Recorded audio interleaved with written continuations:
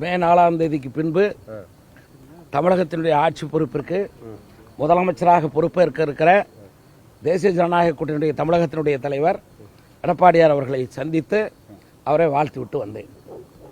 கள நிலவரம்லாம் எப்படி சார் இருக்கு?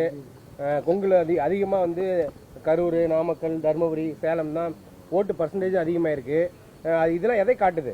இது எதை காட்டுது? எடப்பாடியார் ஆட்சி வருகிறது என்பதை காட்டுகிறது. அனைத்து இந்திய அண்ணா திராவிட முன்னேற்ற கழகம் தனித்து ஆட்சி அமைக்கும். இல்லை, விஜய் ஃபேக்ட் இந்த யங்ஸ்டர் ஓட்டெலாம் பிரிஞ்சுதான் சொல்கிறாங்க. அதெல்லாம் எப்படி பார்க்குறீங்க? யாருக்கு சாதகமாக இருக்கலாம்? யாருக்கு அவர்கள் வாக்குகள் பிரியுது சாதகம் போகல. பொதுவாக நாட்டு மக்கள் இந்த முறை திராவிட முன்னேற்ற கழகத்துக்கு எதிராக வாக்களித்திருக்கிறார்கள்.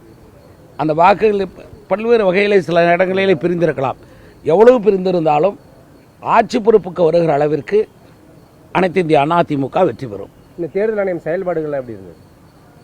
தேர்தல் ஆணையம் செயல்பாடுகளை பெரிய அளவிலே குறை கூற இயலவில்லை. ஆனாலும் அங்கங்கே பணப்புழக்கத்தை பொறுத்தவரை அவர்கள் கட்டுப்படுத்தவில்லை. தேர்தல் ஆணையம் தேர்தலுக்கு முன்பு 3-4 நாட்களுக்கு முன்பு சாதாரண மக்கள் எடுத்துக்கொண்டு போன அவர்களுடைய செலவினங்களுக்காக எடுத்துக்கொண்டு போன பணம், அவர் நகை வியாபாரிகள் அதை போன்ற வியாபாரிகள் எடுத்துக்கொண்டு போன பணத்தை எல்லாம் துருவி பிடித்தார்களே தவிர கடைசியிலே அரசியல்வாதிகள் கொண்டு போய் போன பணத்தை அவ்வளவாக பிடித்ததாக தெரியவில்லை.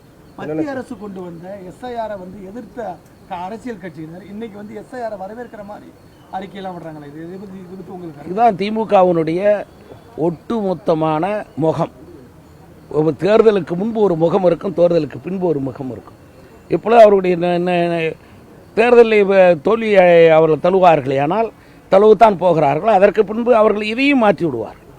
இதை மாற்றி இதே கருத்தை கூட வேறு கருத்தை சொல்வார்கள். பிளே ஸ்டோர் மற்றும் ஆப் ஸ்டோரில் இருந்து பாலிமர் செயலியை QR கோடு மூலம் பதிவிறக்கம் செய்யுங்கள். செய்திகளை உடனுக்குடன் பெறுங்கள்.